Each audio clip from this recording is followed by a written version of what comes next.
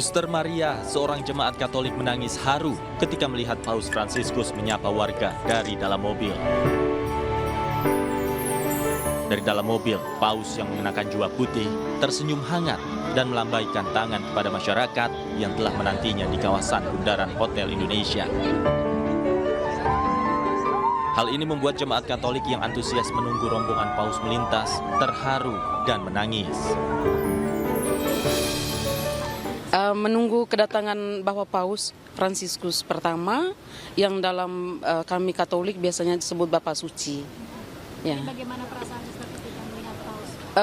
Perasaan saya pertama itu saya memang senang ya. Saya ingin melompat ke depan tapi dilarang oleh bapak-bapak polisi, katanya nggak boleh lewat di garis kuning ini. Jadi di belakang begitu lewat. Ketika memberikan salaman Viva Padre itu artinya hidup Bapak, itu ada rasa bangga sekali, bangga, terharu, dan saya bangga dengan Indonesia ya. Maksudnya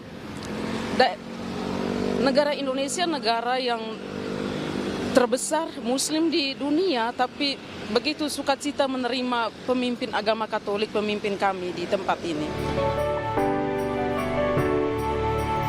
Paus Fransiskus tiba di Bandara Soekarno-Hatta pada pukul 11.30 waktu Indonesia Barat.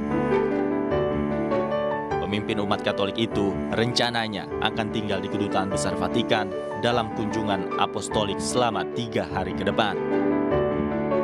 Dari Jakarta, tim liputan iNews melaporkan.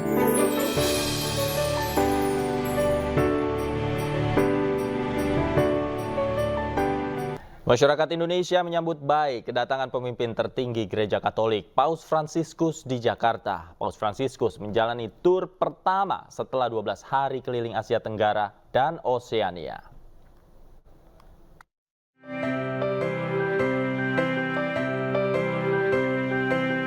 Berlangsung pada tanggal 2 hingga 13 September, Paus Fransiskus akan melakukan perjalanan terpanjang selama masa kepausannya. Paus Fransiskus akan mengunjungi Indonesia, Papua Nugini, Timor Leste, dan Singapura. Ia juga akan mengunjungi terowongan persahabatan yang menghubungkan Masjid Istiqlal dengan gereja katedral di dekatnya. Sebagai negara muslim terbesar di dunia, masyarakat Indonesia pun tetap menyambut baik kegiatan Paus di Indonesia.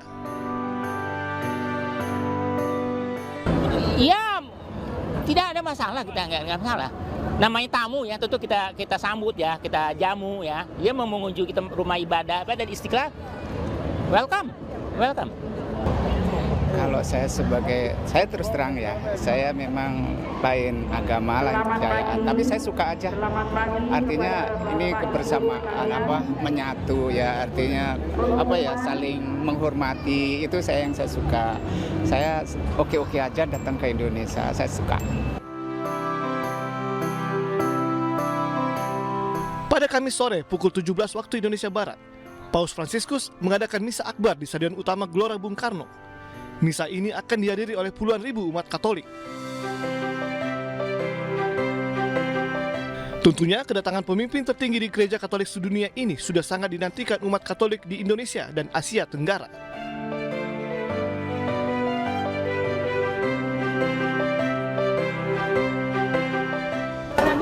Suatu kebahagiaan ya bagi negara kita, khususnya kita umat Katolik, dan semoga kunjungan Bapak Sri Paus bisa membangun toleransi beragama di negara Indonesia tercinta.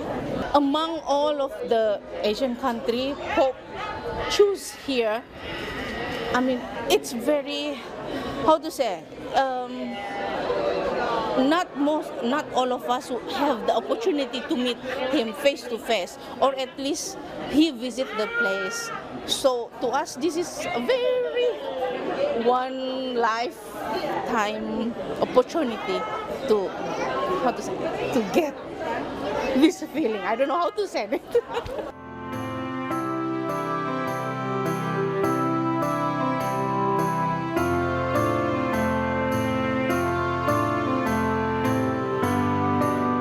Kunjungan Paus Fransiskus adalah kunjungan pemimpin Vatikan ketiga sepanjang sejarah.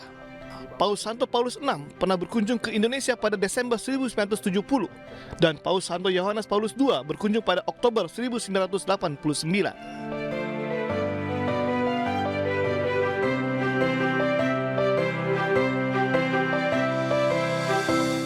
Pemirsa, pemimpin Gereja Katolik sedunia Paus Fransiskus tiba di Bandara Soekarno-Hatta, Tangerang, Banten siang tadi. Kedatangan Paus disambut Menteri Agama Yakut Holil Qomas. Paus Fransiskus tiba di Bandara Soekarno-Hatta, Tangerang, Banten menggunakan pesawat komersil dari maskapai Alitalia.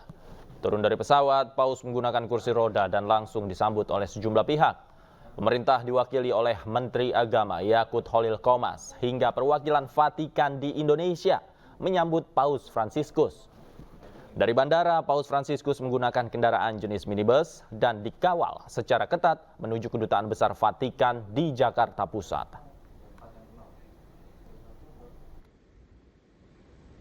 Beliau menyampaikan pesan bahwa pentingnya bagaimana kita menjaga dialog antar iman. Karena dialog antar iman itu menjadi kunci bagi toleransi dan perdamaian dunia. Saya kira ini juga hal yang akan nanti dibicarakan bersama dengan Presiden Jokowi besok hari, dan insya Allah saya juga akan mendampingi beliau. Dan acara di Istiqlal nanti juga penting, karena setelah pertemuan dengan Presiden, nanti beliau akan melanjutkan di Istiqlal ada acara interfaith dialog. Saya kira ini manifestasi dari apa yang tadi beliau ucapkan, bahwa dialog itu menjadi kunci utama bagi sukses perdamaian, bukan hanya dunia tetapi antar. Momen bahagia mewarnai kedatangan Paus Fransiskus di Bandara Soekarno-Hatta, Tangerang, Banten. 2 orang anak yang mengenakan baju adat Jawa dan Papua mendapat cenderamata berupa rosario usai memberikan bunga selamat datang kepada Paus.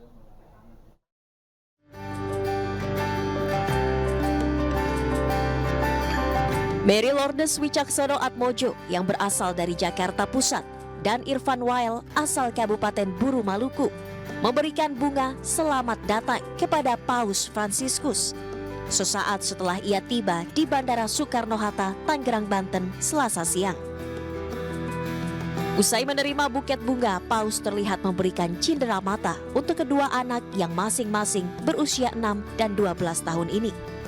Momen langka ini pun menjadi kebanggaan bagi keduanya yang tidak akan terlupakan. Mereka juga mengaku bahagia mendapat cenderamata berupa rosario yang diberikan langsung oleh pemimpin Gereja Katolik sedunia. Kamu juga dikasih sesuatu ya? Itu dikasih apa? Boleh tahu? Apa? Rosario. Oh, rosario. Dibawa nggak rosarionya? Simpen ya? Waktu dikasih tahu mau bawa buket bunga buat Paus, gimana perasaannya? Dikasih tahunya hari apa? Sabtu. Hari Sabtu. Terus tadi kan dikasih juga sama Paus ya, itu apa? Dikasih apa tuh tadi? Itu perasaannya sangat-sangat luar biasa, ya, berkat yang tidak bisa terkatakan dengan apapun juga, bahwa anak kami diperkenankan itu. Dan saya sudah punya rencana bahwa kalau saya dapatkan foto close up Irfan dipegang oleh Bapak Paus, maka saya akan pajang di lobi Panti Asuhan Vincentius Putra untuk dikenang selama-lamanya bahwa anak Panti Asuhan Vincentius Putra diberkati oleh Bapak Paus Fransiskus. Diketahui Paus Fransiskus tiba di Indonesia melalui Bandara Internasional Soekarno-Hatta pada pukul 11.31 waktu Indonesia Barat Selasa siang. Paus dan rombongan melanjutkan perjalanannya ke Kedubes Vatikan yang berada di Jakarta dan akan menghadiri beberapa rangkaian kegiatan hingga 6 September mendatang. Dari Tangerang, Banten, Hasnugara, iNews melaporkan. Selama 3 malam berada di Jakarta, Paus Fransiskus menolak menginap di hotel dan memilih tinggal di Kedutaan Besar Vatikan. Paus juga menolak menggunakan kendaraan mewah dan memilih naik minibus selama berkegiatan di Indonesia. Usai menyapa jemaat Katolik di kawasan Bundaran Hotel Indonesia, iring-iringan kendaraan yang membawa Paus Fransiskus langsung menuju Kedutaan Besar Vatikan di kawasan Gambir, Jakarta Pusat. Paus Fransiskus diketahui beristirahat di Kedutaan Besar Vatikan sebelum memulai kegiatannya pada esok hari. Di Indonesia, Paus menunjukkan kesederhanaannya dengan menolak menginap di hotel dan memilih tinggal di Kedutaan Besar Vatikan, sementara rombongannya menginap di hotel. Tidak hanya menolak menginap di hotel, Paus juga menolak menumpangi mobil mewah dan memilih minibus selama berkegiatan di Indonesia. Kira ini luar biasa kesederhanaan beliau. Beliau contohkan bagaimana menjadi, karena beliau ini kan bukan hanya pemimpin agama, tetapi juga pemimpin negara, gitu kan. Beliau ini pimpinan tahta suci Vatikan, dan dengan kesederhanaannya beliau tunjukkan itu. Beliau tunjukkan bagaimana beliau memilih kendaraan pun dengan cara yang sangat sederhana gitu. Dan ini patut untuk dicontoh, saya kira itu.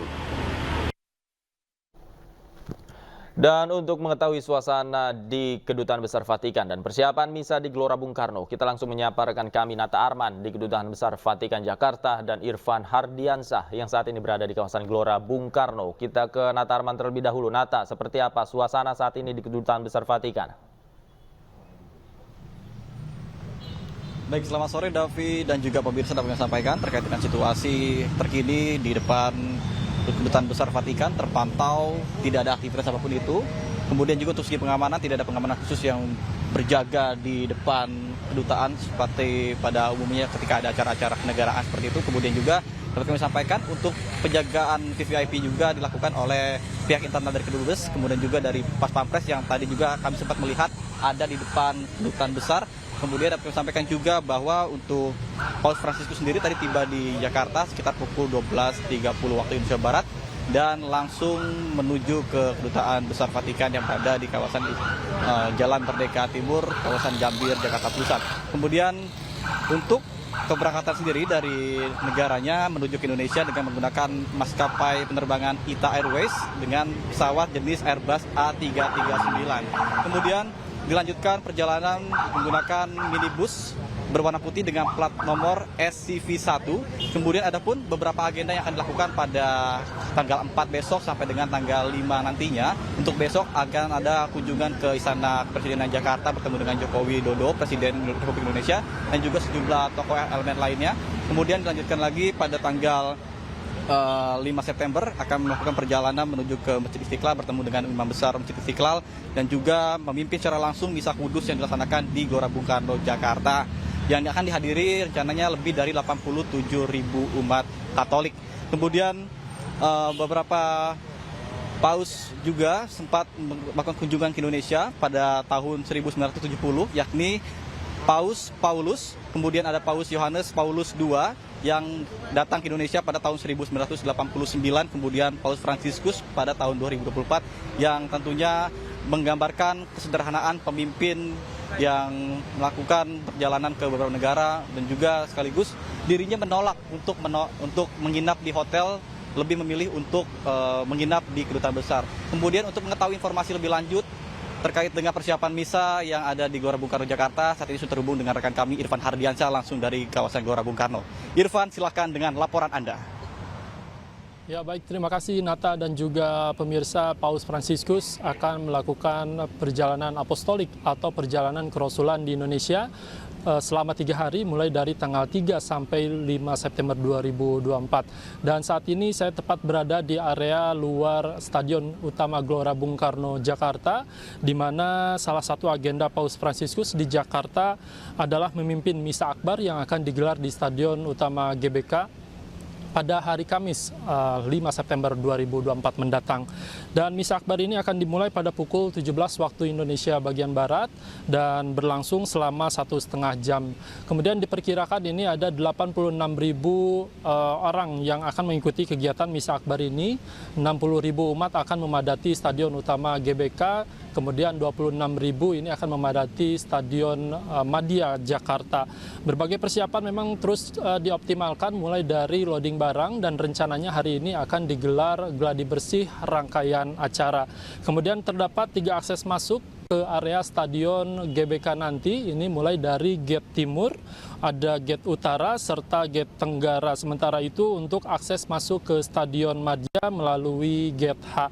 Dan sebelum nantinya memimpin misa akbar di GBK, Paus Fransiskus ini akan dijadwalkan bertemu Presiden Joko Widodo di Istana Negara pada esok hari, yakni 4 September, Rabu, dan ini akan dilakukan di Istana Negara, kemudian dilanjutkan akan menyambangi Gereja Katedral Jakarta. Kembali ke studio. Oke, kembali ya. Baik, terima kasih atas laporan Anda Irfan Hardiansyah langsung dari kawasan Gelora Bung Karno, Jakarta. Sebelumnya ada Nata Arman langsung dari depan Kedutaan Besar Vatikan, Jakarta. Selamat bertugas kembali rekan-rekan. Dan untuk membahas informasi selengkapnya, kami telah terhubung dengan Ketua MUI Bidang Kerukunan Antar Umat Beragama, Yusnar Yusuf. Assalamualaikum, selamat sore Pak Yusnar. Assalamualaikum warahmatullahi wabarakatuh. Pak Yusnar, saya ingin mulai dengan tanggapan Anda ketika Paus Fransiskus melakukan lawatan ke Indonesia yang mayoritas umat Muslim. Ya, saya sudah lama mendengarkan ini ya, mendengarkan atau berita yang menyatakan bahwa Paus Fransiskus akan mendatangi Indonesia. Sebagai Ketua Majelis Ulama membidangi kerukunan umat beragama, kami sangat bahagia ketika seorang pemimpin agama dunia itu datang ke Indonesia dan melihat Indonesia bagaimana sebetulnya Indonesia sebagai sebuah negara yang besar, tetapi sebuah negara yang besar itu adalah sangat mengagungkan toleransi. Siapapun yang datang sebagai pemimpin agama itu akan kita sambut dengan sebaik-baiknya. Dan tentu dia akan melihat Indonesia sebagai sudah negara yang begitu ramah, Indonesia yang begitu sangat toleransi dan tidak ada permasalahan konflik agama di Indonesia. Oke, dari beberapa agenda yang sudah terjadwal, besok direncanakan Paus juga mengunjungi Masjid Istiqlal dan melihat bagaimana terowongan silaturahmi ini dibangun antara Masjid Istiqlal dan katedral. Menurut Anda, pesan apa yang memang sangat lekat dari simbol tersebut yang memang harus diketahui oleh Paus Fransiskus? Terowongan bawah tanah ya yang menghubungkan antara katedral dengan Istiqlal itu kan baru dibuat beberapa tahun yang lalu. Sekarang sudah selesai dan akan sekalian diresmikan dan akan dilihat oleh Paus secara langsung. Dan terowongan ini adalah kita sebut dengan terowongan silaturahmi. Artinya hubungan antar agama Katolik dan juga dengan Islam itu adalah sebuah kekuatan yang sangat erat kaitannya, dan kedua tempat ibadah ini adalah merupakan simbol daripada begitu kuatnya hubungan antar agama di Indonesia, terutama di Jakarta. Sehingga ini adalah merupakan sebuah monumen yang akan bisa menjadi penghubung bahwa tidak ada permasalahan di Indonesia tentang beragama. Dan perlu diketahui bahwa ketika ada misa di katedral, itu biasanya orang-orang Islam, anak-anak muda Islam itu menjaga tentang semua daerah ataupun kawasan yang disebut dengan katedral. Begitu juga ketika di Istiqlal itu ada perayaan-perayaan keagamaan, maka orang-orang yang tidak beragama Islam, terutama adalah mereka-mereka yang Kristiani dan juga Katolik itu ikut di dalam perayaan agama itu. Oke, bagaimana kemudian masyarakat Indonesia harus memaknai kunjungan dari Paus Fransiskus ke Indonesia menurut Anda, Pak Yusna? Sebetulnya Indonesia kan tidak ada masalah. Masyarakat Indonesia ini sangat ramah tamah, tidak ada masalah. Tidak ada masalah di situ dan sangat menerima adanya atau kedatangan atau lawatan daripada Paus Fransiskus ini ke Indonesia. Kalaupun dulu-dulu ada yang seperti itu sekitar tahun 80-an ketika kedatangan Paus pada waktu itu, ada permasalahan. Saya kira itu masalah-masalah yang hanya dibuat-buat oleh sebagian orang yang tidak paham tentang masalah bagaimana yang disebut dengan toleransi. Sekarang masyarakat Indonesia sudah sangat kuat dengan toleransi, mereka paham dengan toleransi itu, dan kita juga mengembangkan itu. Majelis Ulama Indonesia kan membuatkan Islam wasatiyah, Itu Islam pertengahan, Islam yang dapat menerima siapa saja dan mesra untuk menerima itu. Oke. Pak Yusnar, tadi juga kita ketahui Paus datang menggunakan pesawat komersil, kemudian juga menolak untuk menginap di hotel dan memilih di Kedutaan Besar Vatikan, kemudian juga memilih minibus sendiri untuk ditumpangi selama lawatannya di Indonesia. Bagaimana Anda melihat cerminan perilaku yang ditunjukkan Paus selama ada di Indonesia? Saya kira sangat baik, yang seperti itu sangat baik. Sama saja dulu ketika Menteri Agama Indonesia, ketika dia berkunjung ke daerah, selalunya dia tidak menginap di hotel, tetapi menginap di asrama haji, tempat haji yang sudah dibangun oleh Kementerian Agama. Nah, ini adalah merupakan cerminan bahwa tokoh-tokoh agama itu sebaiknya itu memang menginap di tempat, bukan di hotel. Karena hotel itu merupakan tempat yang semua orang boleh masuk ke situ. Tetapi ketika dia berada di pusat keagamaannya, misalnya saja di Kedutaan Besar Roma di Jakarta, tentu dia menempatkan diri sebagai tokoh agama atau pimpinan agama dunia yang bisa didatangi oleh umat beragama itu sendiri di tempat atau di Kedutaan Roma. Saya kira itu sesuatu yang wajar dan sesuatu yang mengagumkan bagi saya. Oke, baik. Kita lihat bersama, kita harapkan bersama semoga agenda yang dilakukan Paus Fransiskus besok juga akan berjalan lancar sampai nanti akhirnya beliau bisa pulang juga dan selamat sampai tujuan. Insya Allah, saya juga ikut mendoakan agar kedatangan Paus Fransiskus ke Indonesia ini menjadikan kerukunan umat beragama itu semakin kuat, semakin ketat dan semakin mesra. Baik.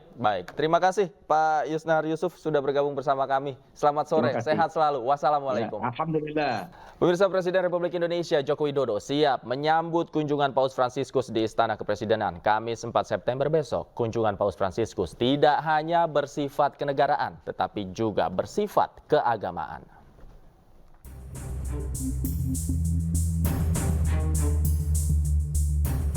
Presiden Jokowi menyatakan seluruh persiapan untuk kunjungan tersebut telah direncanakan dan diharapkan berjalan lancar. Upacara resmi kenegaraan untuk menyambut Paus disiapkan pihak istana. Kunjungan Paus Fransiskus di Indonesia akan berlangsung hari ini hingga Jumat 6 September mendatang. Paus dijadwalkan memimpin misa akbar di Gelora Bung Karno hingga menghadiri acara di Gereja Katedral.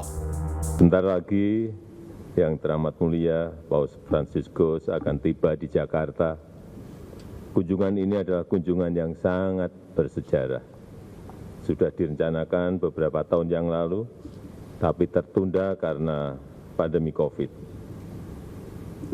Dan merupakan kunjungan ketiga setelah kunjungan yang teramat mulia Paulus ke-6 pada tahun 1970 dan kunjungan yang teramat mulia Paus Yohanes Paulus kedua pada tahun 1989.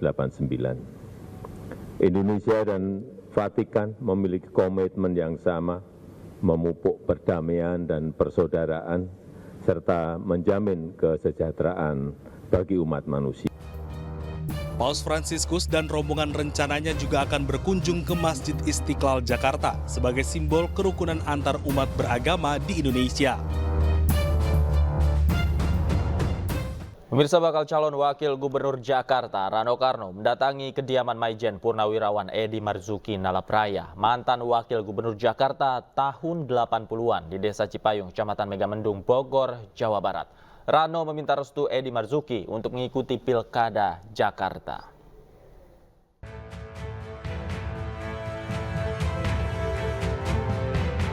Bakal calon wakil gubernur Jakarta Rano Karno mendatangi kediaman Maijen Purnawirawan Edi Marzuki Nalapraya, mantan wakil gubernur Jakarta tahun 84 hingga 87 di Desa Cipayung, Kecamatan Megamendung, Bogor, Jawa Barat. Kedatangan Rano ke kediaman Edi Marzuki untuk meminta doa restu sekaligus konsultasi tentang pencalonannya. Edi Marzuki Nalapraya juga merupakan bapak pencak silat dunia. Dari pertemuan ini, Rano juga berharap pencak silat bisa terus dilestarikan karena merupakan bagian dari warisan budaya Indonesia. Jadi memang sangat wajar lah saya minta doa dengan beliau. Nah inilah artinya silaturahim ini kalau tidak terputus, mudah-mudahan amal ibadah juga tidak ada harapan. Saya manggil Kong Edi, pencaksilat itu harus berdiri sendiri.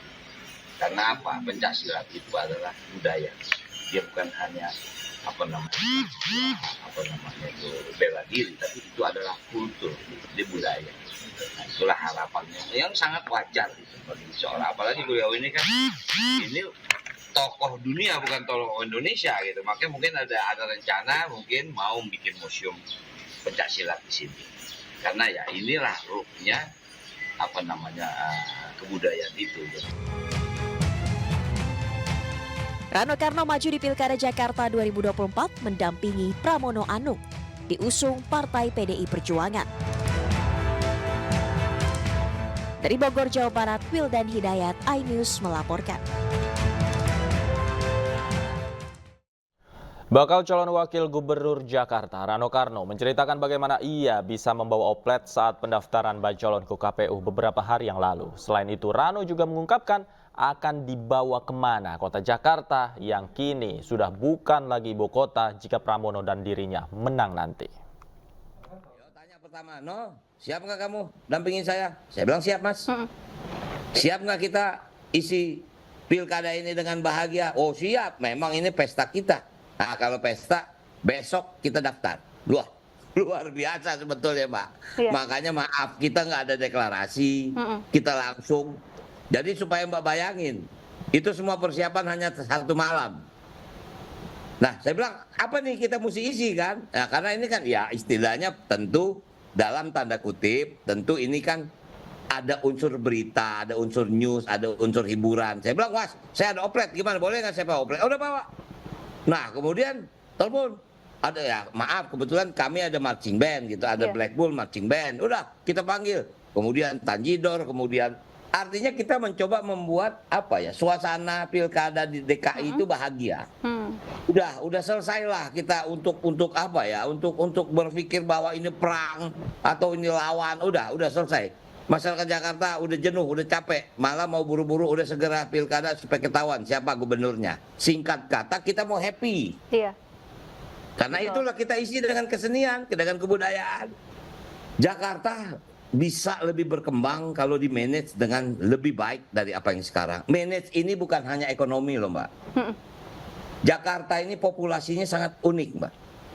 Siang hari dia bisa 13-14 juta, tapi malam hari hanya 9 juta.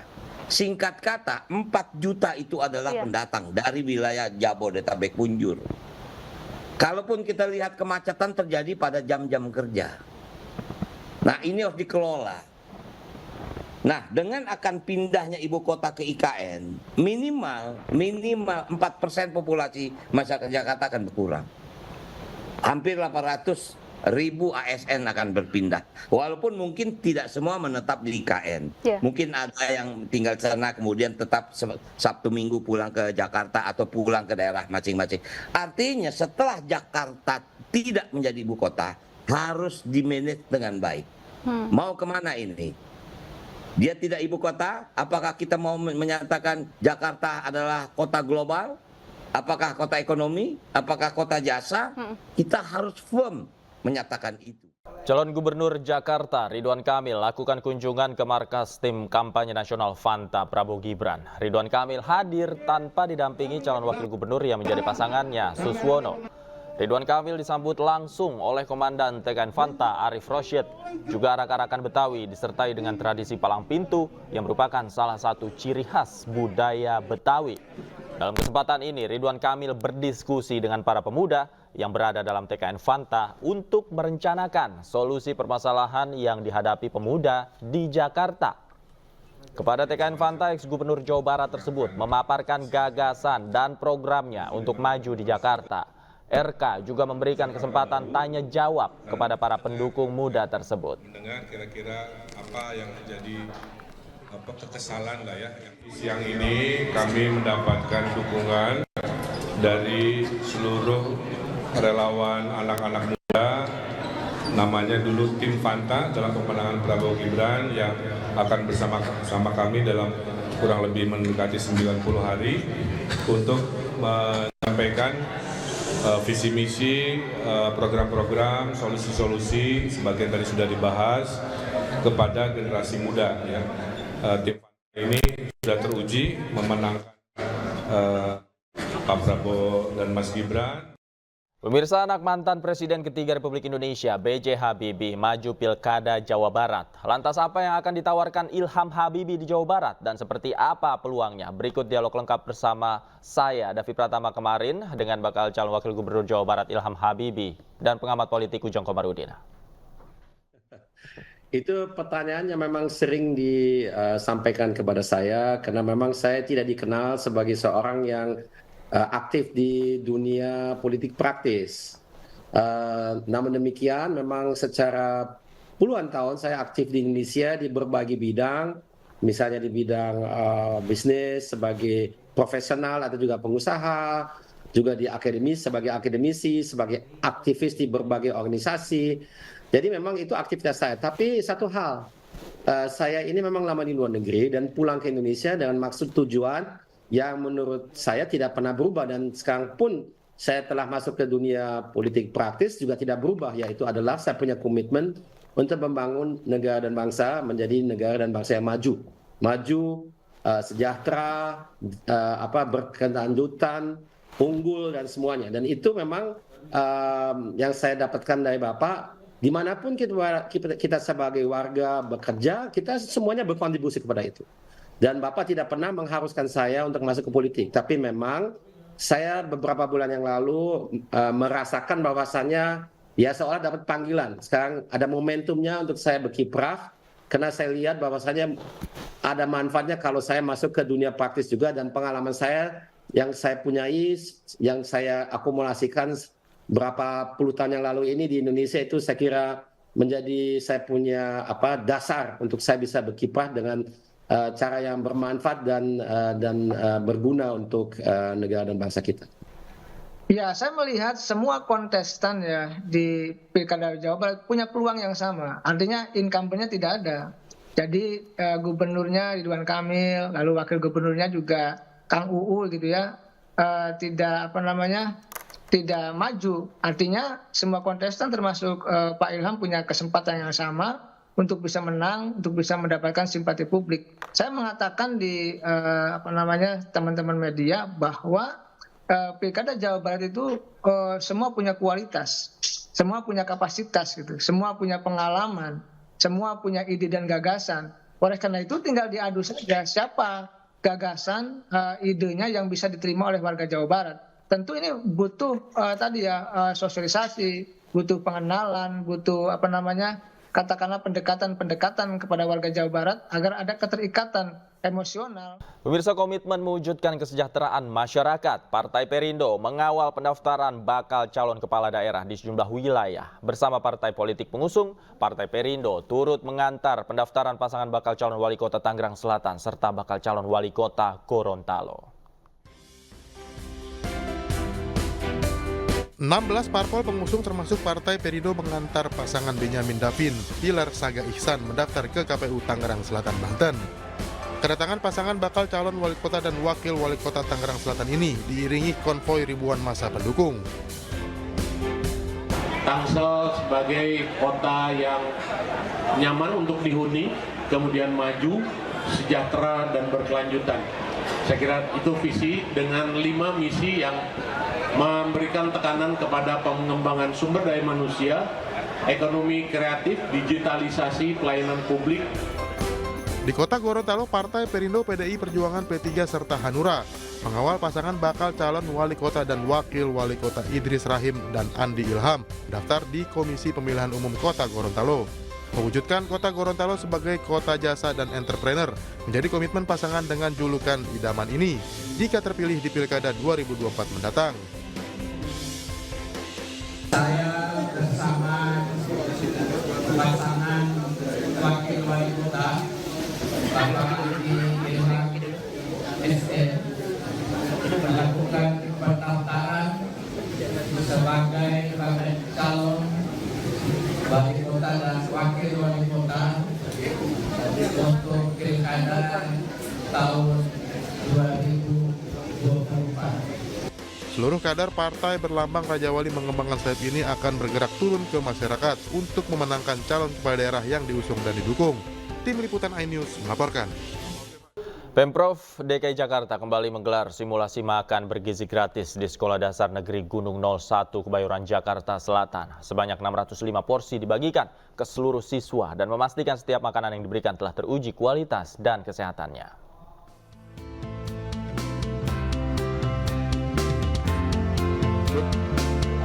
PJ Gubernur Jakarta, Heru Budi Hartono, membagikan langsung kotak makan bergizi gratis kepada siswa di Sekolah Dasar Negeri Gunung 01, Kebayoran, Jakarta Selatan, Selasa pagi. Sebanyak 650 porsi makanan bergizi gratis dengan menu nasi goreng, telur ayam, timun, serta jeruk dibagikan kepada seluruh siswa. Sebelumnya, menu makanan ini telah diuji Dinas Kesehatan DKI guna memastikan bergizi dan bebas dari semua penyakit. Kalau ditanya pagi hari ini menunya apa? Menunya nasi goreng, telur, ayam, ya, nasi goreng, telur, ayam, jeruk, dan timun. Semuanya gizi sudah dites oleh Dinas Kesehatan. Termasuk sebelumnya uji tes apa? Selamat menunaikan ibadah sholat maghrib untuk Anda yang berada di wilayah Jakarta dan sekitarnya. Pemirsa, KPK segera mengklarifikasi Kaisang Pangarep terkait dugaan penerimaan fasilitas jet pribadi dari pengusaha. Klarifikasi perlu dilakukan karena ada dugaan berkaitan dengan penyelenggaraan negara atau ASN. Wakil Ketua KPK Alexander Marwata menyebut bahwa klarifikasi perlu dilakukan karena hal itu patut diduga ada kaitannya dengan penyelenggaraan negara. Meski Kaisang tidak berstatus sebagai penyelenggara negara, namun ia merupakan ketua umum partai politik dan anak Presiden Joko Widodo sekaligus saudara Wakil Presiden terpilih Gibran Rakabuming Raka. Namun kewenangan KPK terbatas untuk memeriksa dugaan gratifikasi yang menyasar pada penyelenggara negara, namun keterangan Kaisang tetap dibutuhkan. Mekanisme prosedur biasa saja yang berlaku di KPK, ya. Kalau ada informasi dari masyarakat, kami biasanya mengundang, ya, dari kalau terkait dengan laporan penerimaan ya lewat Direktorat Gratifikasi, Kedeputian Pencegahan, kami mengundang, ya. Nah, sebelum mengundang kadang-kadang dari pihak yang akan kita klarifikasi itu dia sudah mendeklarasi itu kan apa terkait dengan berita yang ada di masyarakat, kan baik juga buat yang bersangkutan. Apakah itu nanti akan menghentikan klarifikasi yang dilakukan KPK? Tentu sesuai dengan kebutuhan dari Kedeputian Pencegahan dan Direktorat Gratifikasi, ya. Kami sih berharap kan ketika melakukan deklarasi atau apapun. Sebelumnya isu putra bungsu Presiden Jokowi, Kaisang Pangarep dan sang istri Erina Gudono menaiki private jet saat bepergian ke Amerika Serikat ramai diperbincangkan oleh warganet. Nama Erina pun sempat menjadi trending topik di media sosial X.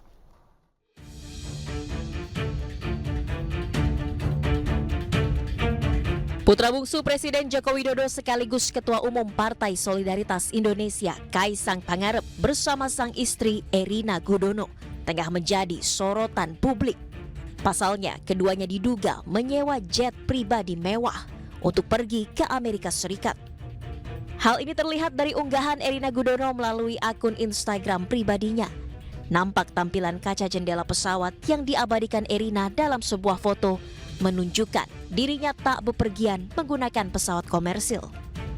Dugaan keduanya menyewa jet pribadi pun semakin kuat setelah beredarnya foto dari akun media sosial kakak Erina, Nadia Sofia Gudono, yang berfoto di area kokpit pesawat tersebut. Warganet pun ramai memperbincangkan dugaan ini. Nama Erina bahkan menjadi trending topik di media sosial X dengan jumlah lebih dari 143.000 cuitan. Sementara menanggapi kabar tersebut, Sekretaris Jenderal PSI Raja Juli Antoni enggan berkomentar lebih lanjut. Ya, itu bagian dari dinamika demokrasi, itu adalah kebebasan kebebasan warga negara yang bisa kita nikmati untuk melakukan saran, kritik ya, karena terlalu tajam, ya monggo. Itu merupakan bagian dari demokrasi. Jadi dari PSI melihat itu wajar saja ya, melakukan perjalanan dengan situasi ekonominya kita saat ini seperti ini? Saya no comment terhadap itu ya, karena itu urusan personal kan. Sampai dan Mas Kaisang sampai udah ketahuan ternyata jet pribadinya itu punya salah satu induk perusahaan Shopee dan Garena gitu. Saya no comment ya terhadap itu. Saya bukan juru bicaranya Mas Kaisang Pangarep, saya mengurus partai ya. Tim Liputan iNews melaporkan. Kita ke informasi lain, pemirsa. Polisi menangkap mantan Bupati Batubara Zahir, tersangka kasus suap seleksi pegawai pemerintah dengan perjanjian kerja. Meski berstatus tersangka, Zahir sebelumnya telah mendaftarkan diri ke KPUD Batubara sebagai bakal calon bupati.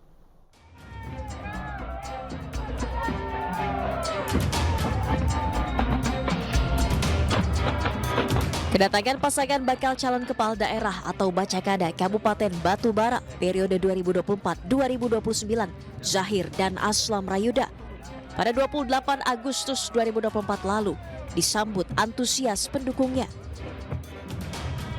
Ironisnya, Zahir yang mendaftarkan diri sebagai bakal calon bupati Batubara nyatanya menyandang status tersangka. Zahir terjerat kasus suap kecurangan seleksi pegawai pemerintah dengan perjanjian kerja atau PPPK 2023. Penahanan Zahir sebelumnya sempat ditangguhkan, namun ia kembali ditangkap penyidik Polda Sumatera Utara pada Selasa pagi guna kepentingan penyidikan lebih lanjut. Menurut Kabid Humas Polda Sumatera Utara Kombes Hadi Wahyudi, Zahir saat ini tengah dalam proses pemeriksaan tambahan dan kemungkinan akan dilakukan penahanan. Sementara Ketua KPU Sumatera Utara Agus Arifin menyampaikan meski ditahan Polda Sumatera Utara, KPU akan tetap memproses pencalonan Zahir di Pilkada Batubara. Sebab berdasarkan aturan, pembatalan pencalonan hanya bisa dilakukan jika sudah ada putusan pengadilan yang berkekuatan hukum tetap. Sehingga jika masih berstatus tersangka, proses pencalonan akan tetap berjalan.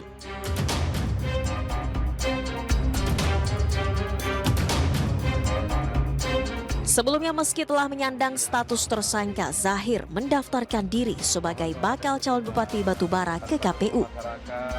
Ia berpasangan dengan Aslam Rayuda. Pasangan ini diusung PDIP, Hanura, dan Partai Umat. Dari Kabupaten Batubara, Sumatera Utara, Tim Liputan iNews melaporkan. Anda kembali di iNews Sore, pemirsa. Kali ini bersama saya Nadia Valeri. Dan pemirsa, diduga akibat korsleting listrik, satu unit toko pakaian di Pasar Martapura, Kabupaten Banjar, Kalimantan Selatan hangus terbakar. Seorang karyawan toko sempat terjebak dan beruntung masih sempat diselamatkan petugas damkar.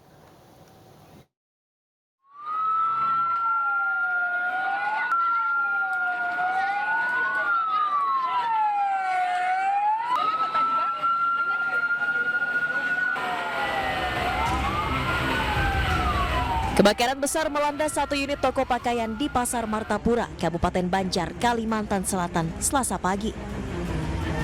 Puluhan unit petugas pemadam kebakaran diterjunkan ke lokasi untuk memadamkan api yang hampir merambat ke bangunan lainnya. Besarnya kobaran api dengan cepat membakar seluruh isi toko yang dipenuhi barang-barang dengan material mudah terbakar seperti pakaian. Seorang karyawan toko bahkan sempat terjebak di dalam. Beruntung ia dapat diselamatkan oleh anggota damkar. Titik api diduga berasal dari gudang penyimpanan barang dan membesar dengan cepat karena kondisi cuaca panas terik. Objek yang terbakar ini pertokoan. Ada kendala nggak, Bang? Kendala kita yang pertama, posisi kita masuk pertama itu pintu utama itu terkunci. Oke. Jadi kita untuk masuk ke dalam itu menggunakan akses jendela. Penyebab kebakaran diduga akibat arus pendek listrik. Tidak ada korban jiwa akibat peristiwa kebakaran ini, namun kerugian ditaksir mencapai 500 juta rupiah. Dari Kabupaten Banjar, Kalimantan Selatan, Sairi iNews melaporkan.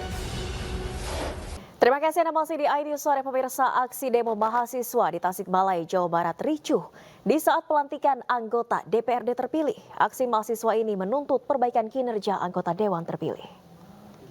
Ayo video. Woi, sahabat-sahabat, woi. Hei, ikuti komando sahabat-sahabat. Kericuhan dan aksi saling dorong terjadi antara massa dan petugas. Namun barikade keamanan berhasil menahan kedua kelompok mahasiswa yang merangsek masuk ke gedung DPRD Tasikmalaya di Jalan RE Marta Dinata. Kedua kelompok mahasiswa yang tergabung dalam PMII dan HMI ini berusaha menyampaikan aspirasi mereka kepada anggota DPRD terpilih. Namun diadang petugas keamanan gabungan. Aksi demo mahasiswa ini terjadi saat pelantikan anggota DPRD Kota Tasikmalaya, Jawa Barat.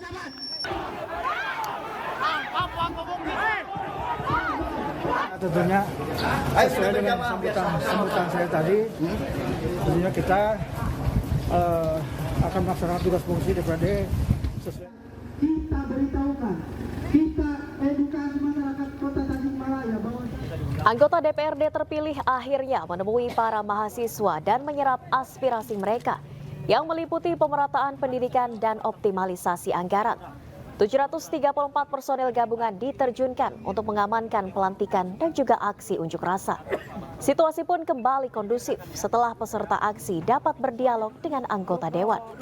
Selama aksi berlangsung, akses Jalan RE Marta Dinata sempat ditutup sementara.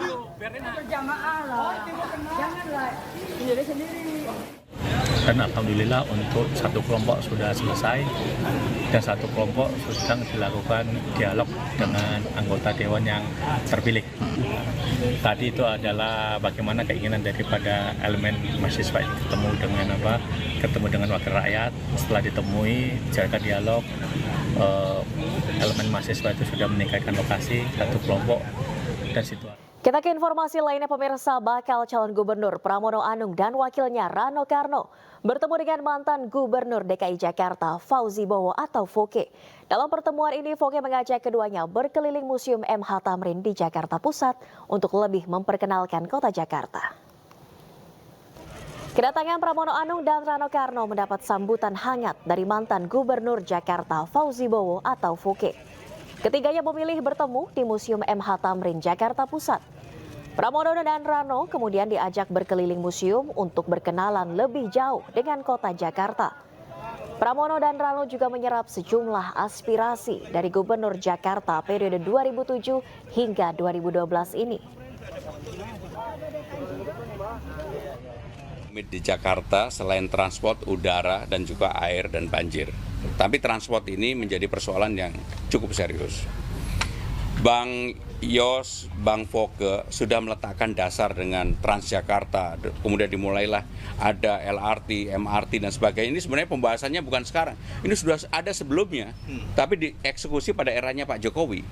Sehingga dengan demikian, apa yang sudah baik, saya berterima kasih, bersyukur saya bisa mendapat kesempatan bersilaturahmi dengan orang-orang yang akan memimpin kota ini ke depan, dan saya punya kewajiban untuk memberikan informasi sebanyak mungkin apa yang saya ketahui kepada beliau-beliau supaya beliau-beliau itu bekalnya cukup banyak gitu. Ya.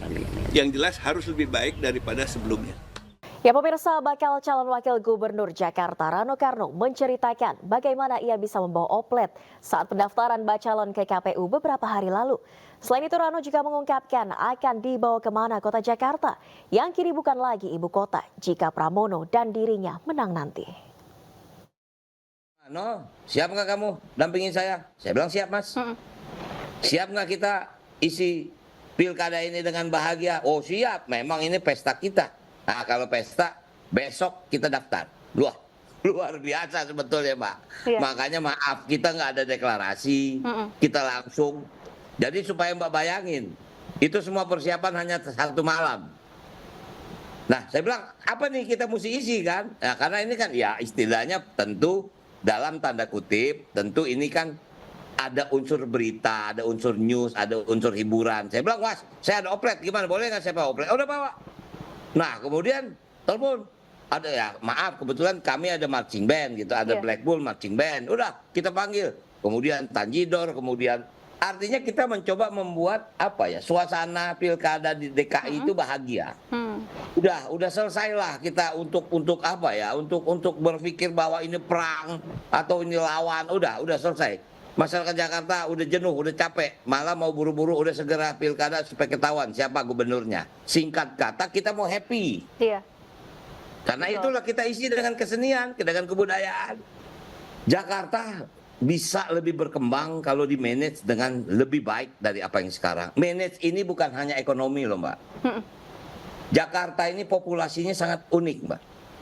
Siang hari dia bisa 13-14 juta, tapi malam hari hanya 9 juta. Singkat kata, 4 juta itu adalah pendatang dari wilayah Jabodetabek punjur. Kalaupun kita lihat kemacetan terjadi pada jam-jam kerja. Nah, ini harus dikelola. Nah, dengan akan pindahnya ibu kota ke IKN, minimal 4% populasi masyarakat Jakarta akan berkurang. Hampir 800.000 ASN akan berpindah. Walaupun mungkin tidak semua menetap di IKN. Mungkin ada yang tinggal di sana kemudian tetap Sabtu Minggu pulang ke Jakarta atau pulang ke daerah masing-masing. Artinya setelah Jakarta tidak menjadi ibu kota, harus dimanage dengan baik. Mau kemana ini? Dia tidak ibu kota, apakah kita mau menyatakan Jakarta adalah kota global? Apakah kota ekonomi? Apakah kota jasa? Kita harus firm menyatakan itu.